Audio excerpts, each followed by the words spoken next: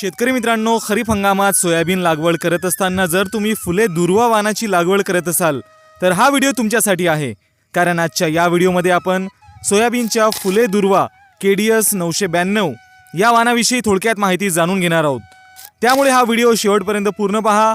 Video आवडल्यास व्हिडिओला like करा आणि असेच शेतीविषयक माहितीचे व्हिडिओ नेहमी पाहत राहण्यासाठी आपल्या YouTube चॅनलला नक्की सबस्क्राईब करून घ्या आणि नोटिफिकेशन बेल दाबायला विसरू नका.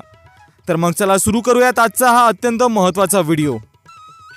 तर शेतकरी मित्रांनो, सोयाबीन फुले दुर्वा KDS 992 हे वाण महात्मा फुले कृषी विद्यापीठ राहुरीद्वारे सन 2021 मध्ये प्रसारित करण्यात आलेले वाण आहे. या वाणाची लागवड करत असताना पाण्याचा चांगला निचरा होणारी जमीन उत्तम असते, परंतु शारपट व खारपट जमीन अयोग्य असते. आणि महत्त्वाचं म्हणजे खरीप हंगामातील हवामान या वाणास मानवते. तसेच खरीप हंगामात घेण्यात येणाऱ्या फुले दुर्वा वाणाची पेरणी किंवा लागवड ही जून महिन्याचा शेवटचा आठवडा ते जुलैच्या पहिल्या आठवड्यापर्यंत करता येते. लक्षात असू द्या मित्रांनो, जुलै महिन्याचा शेवटचा आठवडा ते जुलैच्या पहिल्या आठवड्यापर्यंत या वाणाची पेरणी किंवा लागवड करता येते. तसेच या वाणाची पेरणी केल्यास प्रति एकरी 25 ते 30 किलो बियाणे लागते.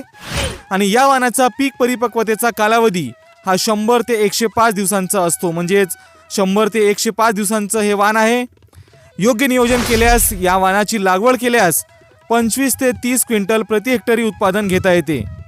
मित्रांनो, योग्य नियोजन जर असेल तर या वाणाचे उत्पादन हे 25 ते 30 क्विंटल प्रति हेक्टरीपर्यंत घेता येते.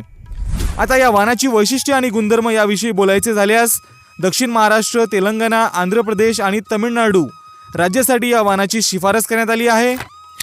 तांबेरा रोगास प्रतिकारक आणि तेलाचे प्रमाण 18.25% असणारे हे वाण आहे. तसेच जांभळे दाणे व जीवाणूजन्य ठिपके या रोगास हे वाण कमी बळी पडते. तर मित्रांनो, फुले दुर्वा वाणाविषयी तुमचे काय मत आहे? तसेच हा वाण तुम्ही आधी घेतला असेल तर तुमचा अनुभव काय? कॉमेंट करून आम्हाला नक्की सांगा. हा व्हिडिओ तुम्हाला माहितीपूर्ण आणि उपयुक्त वाटला असेल तर व्हिडिओला लाईक करा. जास्तीत जास्त शेतकरी बांधवांपर्यंत व्हिडिओ शेअर करा. आणि चॅनलला तुम्ही आतापर्यंत सबस्क्राईब केलं नसेल तर सबस्क्राईब करून नोटिफिकेशन बेल दाबायला विसरू नका.